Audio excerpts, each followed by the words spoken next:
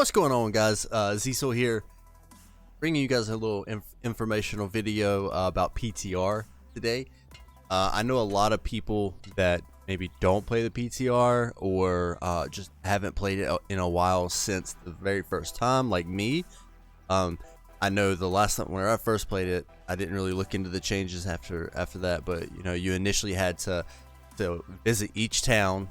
You couldn't fast travel or anything like that, and it was just bad. Like I didn't feel like grinding out all that time while I play all the time on my other account, on my actual account. So there was just some things that I thought, this is another time sink. I would rather just sink that time into my actual main account. So now you can fast travel anywhere to all the shrines and everything. So I do enjoy it. The blunderbuss is it's a lot of fun for me. And then the new dungeon is amazing. It's spectacular, actually. So it's really good. So I wanted to give you guys like 14 frequently asked questions, or more so like 14 tips before you start playing the PTR if you're not playing it. And if you do plan on it, or you're just you wasn't aware of all the changes and you just didn't really want to look into it yourself. So number one, your starting gear is 585, so that's your gear score.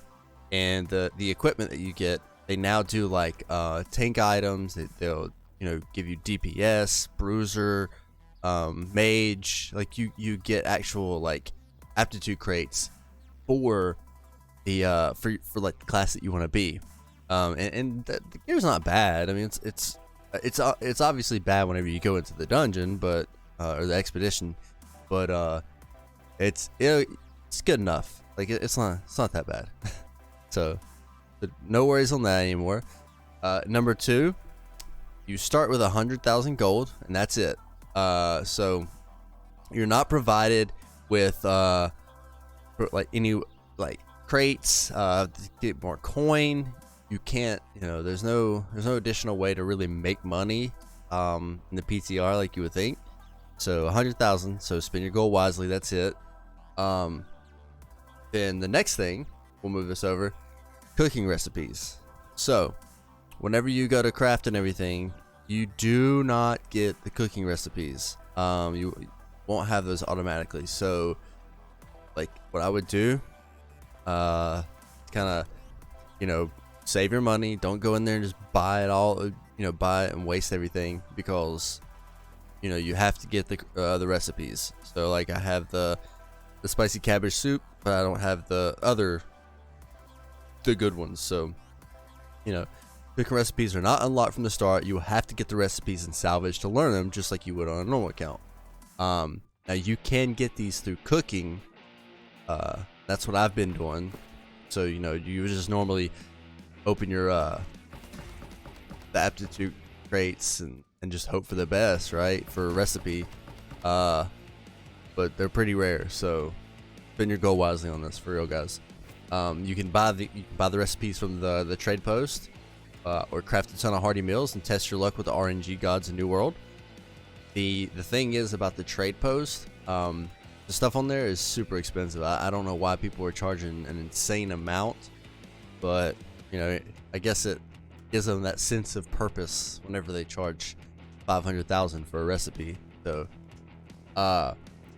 number four, prices on the trade posts are not cheap like you'd envision. Even if you're on a test server, people are still attempting to inflate the price for some reason. So again, spend your gold carefully. Number five, you do get a first house discount, but after that, houses are full price. So you'll need to unlock the territory standing, and you do get territory standing aptitude crates, which are provided. And you can see that here. I did not go through and upgrade all of my points. I only did like like get all that. Like I just wasn't gonna go through every town, because I usually stay in Windsor now, and Brightwood. So number six, you won't have to craft trophies. Use the trophy crates, and you decorate each house as normal. Armor smithing, weapon smithing, engineering, arcane, etc. So you'll get like a little aptitude crate with your trophies, and then pretty sure mine are all in storage right now. So I've already put mine up, and the only other one that I would recommend is running the corruption one. If you're gonna go do the dungeon, because that dungeon's pretty tough. So when you get like your your tuning ore box, your mutated tuning ore box, tons of stuff, and get all your trophies, all your storage. So but upgrade your territory standing if you do it, and obviously do it correctly. So so number 7, you do not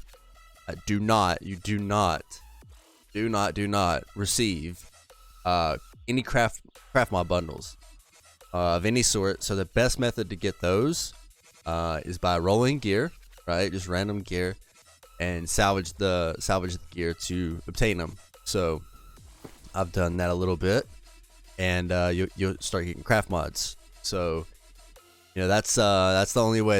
I don't know if the guys forgot at the dev team to do the craft mod bundle. I don't know, but it's really RNG right now.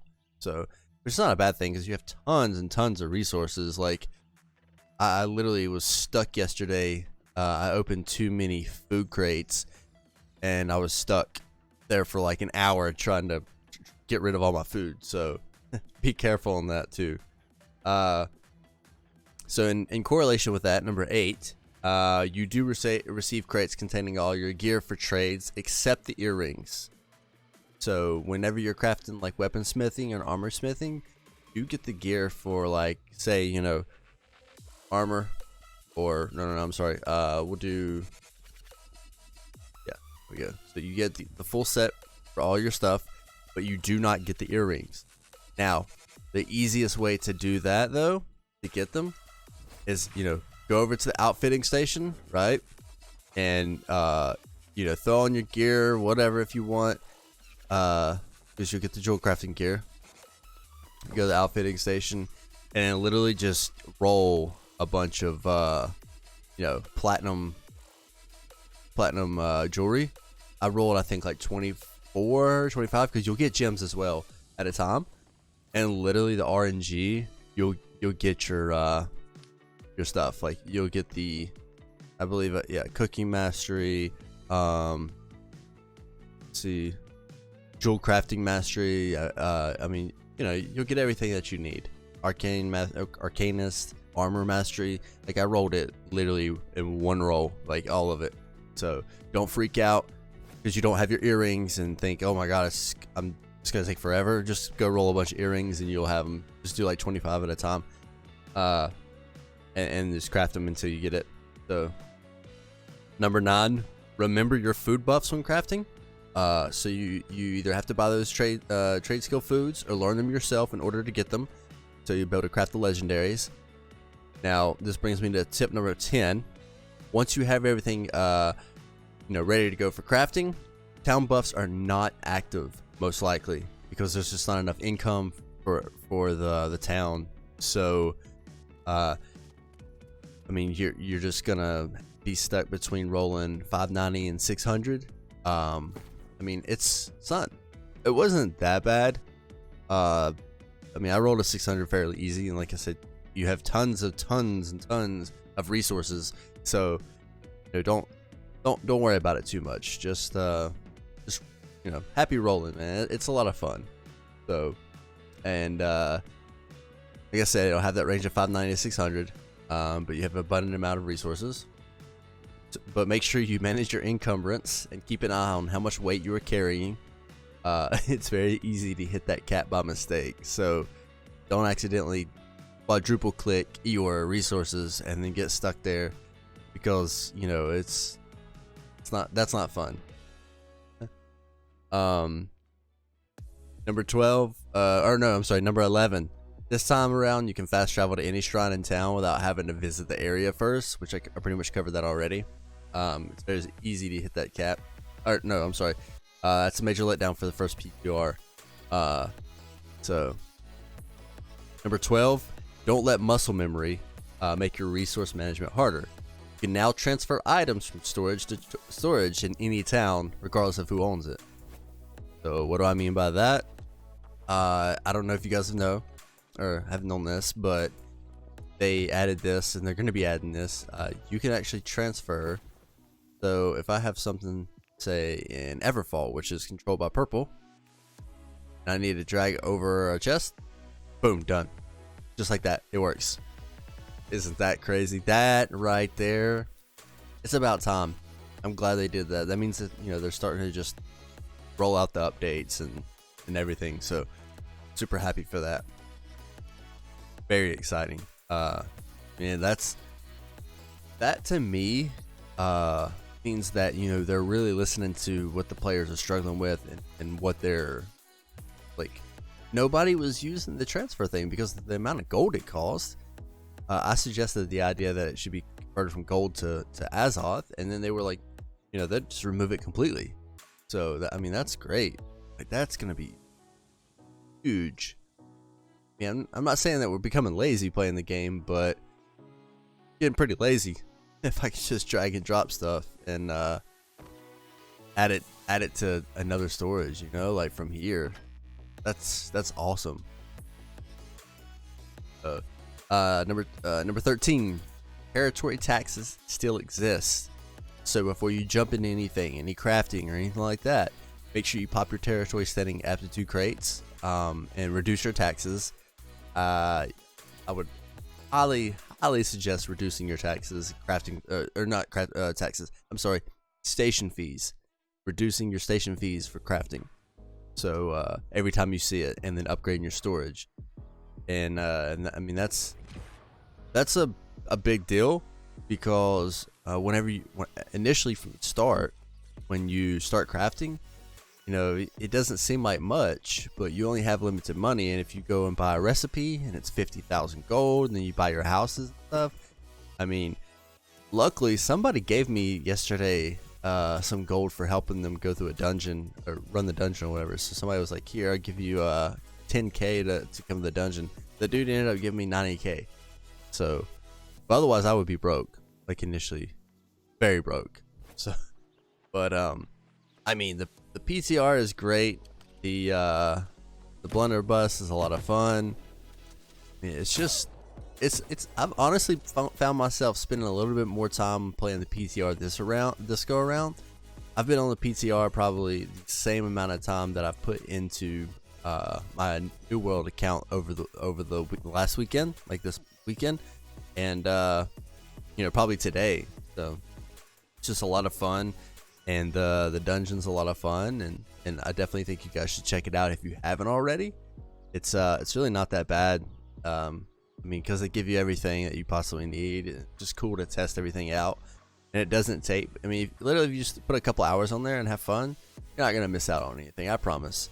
So definitely look into it, and let me know what you guys think about the PTR, and you know, hopefully these tips helped you out. And I mean, seriously though, like, these are things that whenever I came in, I was like, you know, asking chat. I was like, you know, where's the food buffs? Where's this? You know, and just trying to, everything that I took note of and had questions about, I took note of it, put it in a big little sheet. And what I should do is I'll probably post this in like the video description for you guys, you know. And I just made a note of it, and I was like, okay, well, what I'm gonna do is I'm gonna make a video for my subscribers and people that are trying to maybe look into playing the PTR, and let them know about all this stuff before they jump in. Because, you know, if nobody's on right away to chat and stuff, you're not gonna kind of realize these things. You're not gonna be like, and you just have to go out of your way and figure them out. And so I figured I would get all that stuff for you guys. But I really appreciate all the support, and like I said, leave a comment if you're playing the PTR and everything. Let me know. Maybe we can play together or something. And then leave a like and share it with your friends. And as always, if you like the content that I create, subscribe. But until then, Xecil out, guys.